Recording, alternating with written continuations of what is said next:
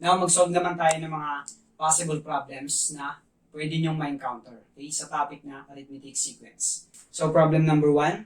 Find the ninth term of the arithmetic sequence with a sub 1 equals to 10 and common difference negative 1 half.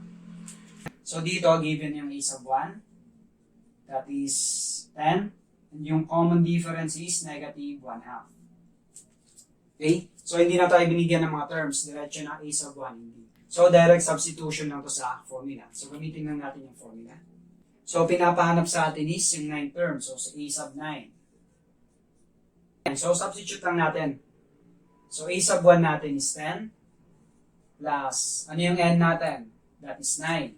9 minus 1 times d. The common difference, negative 1 half. So, times negative 1 half. Okay? Then, simplify lang. So, 9 minus 1, that's 8. Then, times negative 1 half. Then, simplify ulit. So, 8 times negative 1 half, that is negative 4. So, making negative 4 na ito. 10 plus negative 4, that is 6.